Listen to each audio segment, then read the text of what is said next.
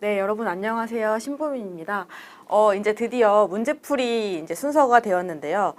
굉장히 중요하죠. 객관식 시험에서 문제풀이는 마치 이제 찐빵에 팥 앙금 같은 그런 존재인데, 아무리 이론을 열심히 했다고 하더라도 또 문제풀이에서 느끼는 어떤 그런 어려움은 또 다르실 수도 있고요. 그래서 한번 점검하기 위해 꼭 필요한 부분이다라고 이제 생각을 하고, 이게 앞에 사실 이론 부분은 정말 중요한 부분만 다루다 보니까 아무래도 조금 이제 뭐랄까 조금 덜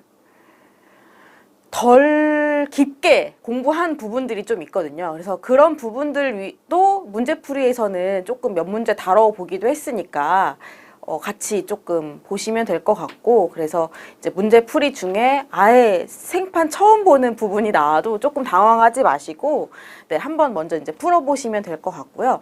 또 문제풀이는 각 이제 강의를 들으시기 전에 꼭 풀어보셔야 좀 더 의미가 있겠죠. 네, 그래서 전혀 이제 풀지 않은 상태로 하지 마시고, 만약에 지금도 오늘 첫 강의, 이제 문제풀이 첫 강의인데 아직 안 풀어보셨다면 잠깐 정지하시고 푼 다음에 이걸 들으셔야 조금 더 도움도 되시고 하니까 꼭 풀고 이제 들어주시고, 이걸 문제풀이 이제 구성을 제가 되도록이면 저희 공부했던 순서나 아니면 순서에 맞춰서 좀 문제를 내려고 노력을 했었는데 그게 좀 잘 안 되긴 했어요. 그래서 갑자기 끝까지 다 갔다가 다시 앞으로 올 수도 있고, 아니면 중간에 다시 좀 앞으로 오거나 맨 뒤에 거가 다시 뭐 이렇게 막 좀 뒤죽박죽입니다. 네.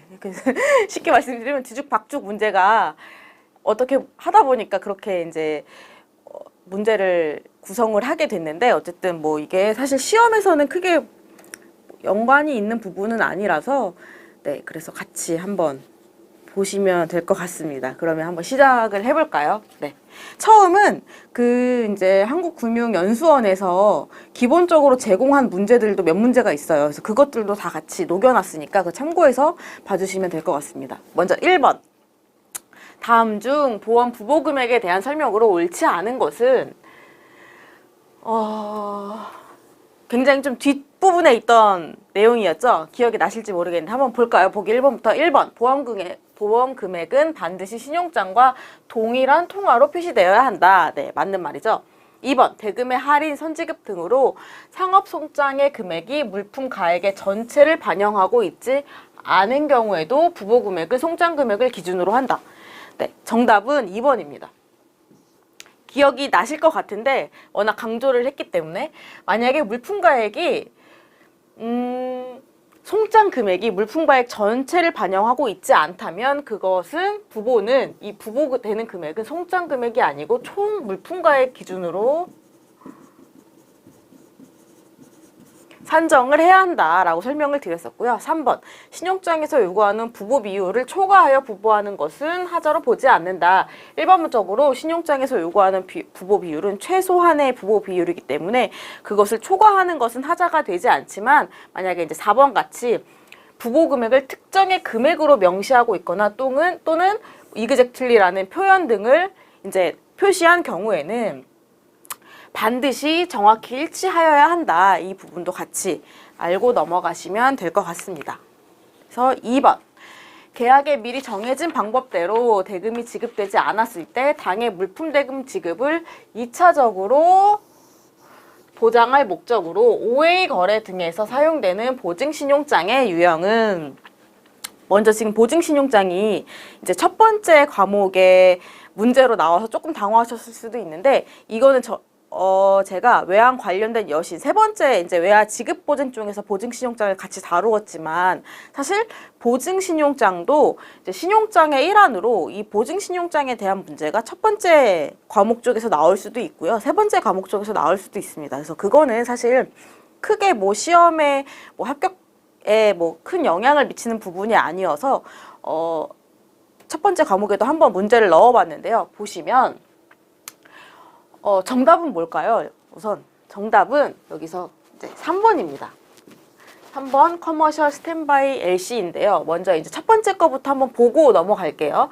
파이낸셜 스탠바이 LC는 뭘까요? 첫 번째. 이거는 이제 금융보증신용장이죠.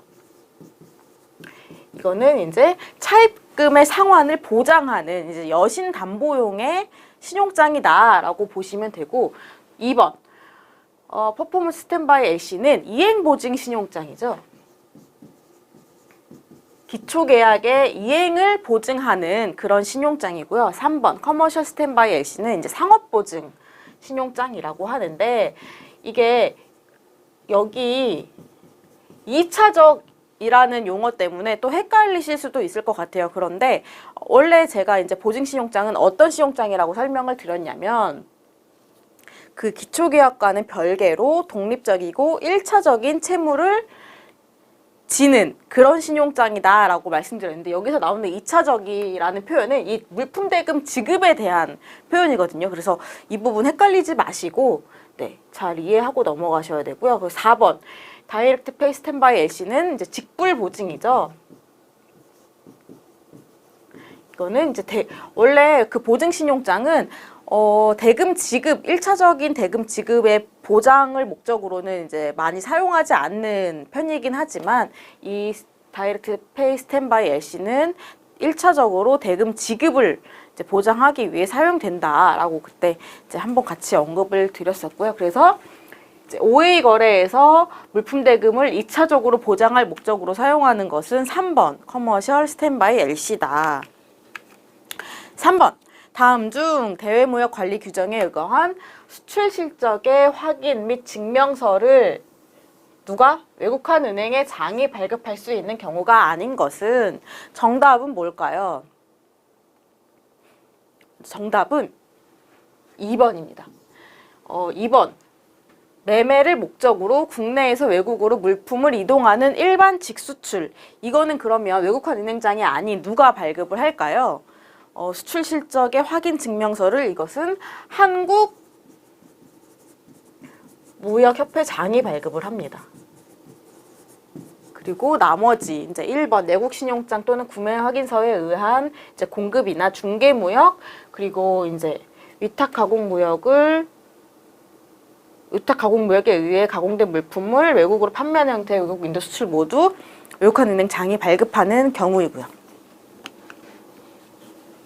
4번 은행은 자행의 권리 보호를 위해 TR 대상 거래에 대한 TR 약정이 누락되지 않도록 유의하여야 하는데 다음 중 굳이 TR 약정을 체결할 필요가 없는 거래는 여러분 TR이 뭐였죠? TR이 이제 수입 화물 대도 제도라고 트러스트 시트라고 하는데 이것이 바로 뭐였냐 하면 신용장 거래에서는요 물품의 이제 소유권을 은행이 갖잖아요. 그 이제 서류에 의한 소유권을 은행이 갖고 그것을 담보로 은행이 이제 수입자에게 신용을 공여해 주거나 이제 신용을 공여해주는 이제 그런 제도죠. 그런데 이런 이제 신용장 거래에서 소유권은 은행이 계속 유보한 채 수입자에게 물품의 이제 처분권만을 허용하는 경우가 있습니다.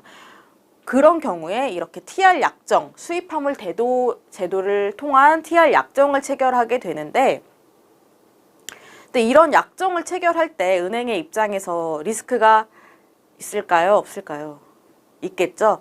뭐 소유권은 은행이 유보한다고 하더라도 사실 이제 처분권을 내어주는 것이기 때문에 은행 측에서는 당연히 리스크가 있는 거여서 이제 TR 약정을 체결하게 되는데 그러면 TR 약정을 체결할 필요가 없는 것은 이제 다시 반대로 말하면 은행의 리스크가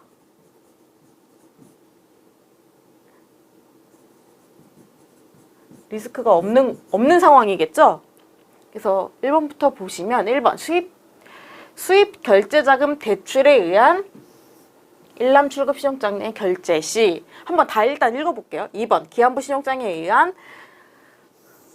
수입화물 인도 시 3번 일람 출급 신용장에 의한 수입대금 자기자금 결제 시 4번 수입화물 선출보증서 발급에 따른 수입화물 인도 시인데 보증금 적립 면제 시 일단 정답은요, 여기서 3번입니다. 다른 1, 2, 4번은 다 은행에 리스크가 있는 상황이에요. 뭐 예를 들어 어쨌든 대출에 의해서 일람출구 신용장에 대한 대금을 먼저 빌려주는 거죠. 그래서 이것도 은행에 이제 리스크가 있다고 봐야 되는 상황이고, 기한부 신용장 거래에서는 선적 서류만 인도를 하고 대금은 만기에 지급을 이제 받잖아요. 은행 입장에서는 수입자에게. 그래서 이럴 때도 은행 입장에서는 리스크가 있기 때문에 TR 약정을 체결하는 것이고요. 3번은 자기 자금 결제, 수입자가 자기 자금으로 결제를 하는 경우에는 사실 자금이 충분히 있다는 것이니까 은행 측면에서는 리스크가 이제 없는 그런 상황이 되겠죠. 그래서 정답은 3번이 되는 거고요. 4번, 수입화물 선치 보증서 발급에 따른 수입화물 인도의 경우는요. 수입화물 선치는 또 뭐였죠? 이게 TR이랑 수입화물 선치는 되게 같이 많이 사용돼요. 실무에서도 그렇고 시험에서도 뭐 약간 뗄래야 뗄 수가 없는 그런 짝꿍 같은 개념들인데, 수입화물 선치는 선화증권이 도착하기 전에 물품을 먼저 찾아야 할 때 은행이 이제 보증을 서서 이제 선사에 어떤 보증서를 발급해서 제공을 하면 이제 수입자가 선화증권이 없이도 물품을 찾을 수 있는 그런 제도였는데요. 그러면 이제 은행 입장에서도 보증을 쓰는 거기 때문에 리스크가 있거든요. 근데 여기 보증금 적립 면제 때에만 이제 TR을 씁니다. 이 말은 뭐냐 하면, 만약에 수입자가 보증금을 적립할 수도 있어요. 왜냐하면 선사 입장에서도 이건 리스크가 있는 이제 제도이고, 은행 입장에서도 리스크가 있기 때문에 수입자에게 보증금을 적립을 이제 요청하는 경우도 있는데, 그렇게 되면 어쨌든 어떤 이제 담보를 제공하는 거죠. 그래서 은행 입장에서 리스크가 이제 100% 적립하면 제거가 되는 거기 때문에, 그래서 만약에 적립을 했다 하면 이것도 TR 약정을 체결할 필요가 없는 거지만, 적립을 하지 않았다라고 하면 TR 약정을 체결할 필요가 있는 거래다라고 같이 이해를 해주시면 되겠습니다.